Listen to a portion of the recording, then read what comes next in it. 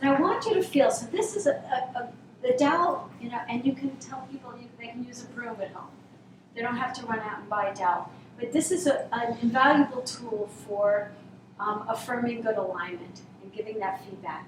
So first thing you want to do is in neutral, in standing posture, you want to find those 3 points of contact. The occiput, the thoracic spine, and the sacrum. And in that, there should be maintained the space in the lumbar spine and in the cervical spine. Keeping those 3 points of contact. Keep the knees bent, keep the knees bent. There you go. Send your hips back behind you to allow the butt to still maintain. Don't go over so far, not a 45-degree angle. There you go. Bend your knees, stick your butt out, and the weight is 100% on your heels. The straps, you are going to pull them in towards your armpits. So find the resistance. So find your armpits. I'm seeing some people at their waist. Find your armpits. Yeah, there you go. Hide your elbows from each other. And now come forward. Now, go ahead and hold on, and I'm just going to talk you through. So go ahead and pull and stay. I set this up purposely so you're exactly 12 people. That means you should have someone opposite you. That's the person you're going to look at. And then reach forward.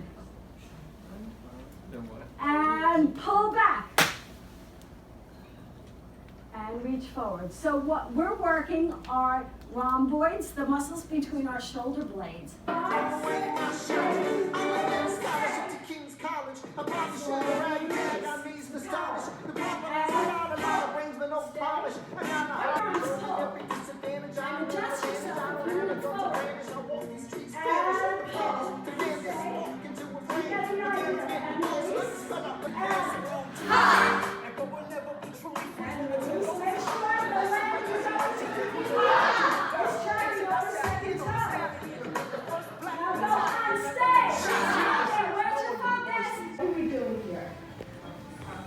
Crossing midline. So this is called inversion cross crawl.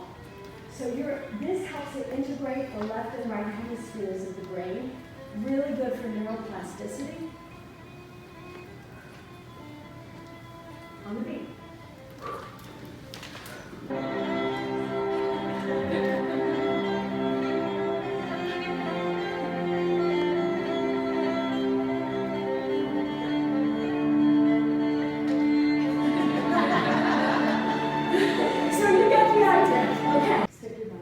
Draw the shoulder blades down.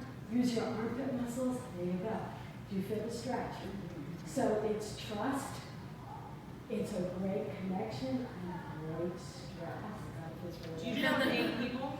Yes. Yeah. I'm going to give you a movement experience. I'm not going to talk a lot about theory and the why because I just want you to experience it. This is something I designed. It's called a standing counter series, and it's targeting hip density, bone building in the femoral neck, as well as resistance and core and balance and impact. So it's going to have all those things. A portion that I always start their sessions with a myofascial release of the feet, and that just helps on so many different levels. If you think about connective tissue as your fascial internet of the whole body, when you get flexible feet and warm those up and increase blood flow and circulation in that area, it has profound impact up the spine. Okay? So now you're going to begin with your OA nod. And continue, and keep your eyes on your finger. There you go.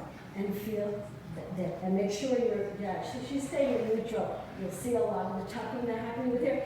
And tell them, look at the point where the junction of the ceiling and the wall in front of you. Because if they go lower, they're going to go into cervical flexion and compress. And then inhale back. And then exhale, turn the bungee cords on and come up just to the diagonal. Perfect. Inhale. What this does is it allows for people who have issues with range of motion, and it also allows relaxation of the neck.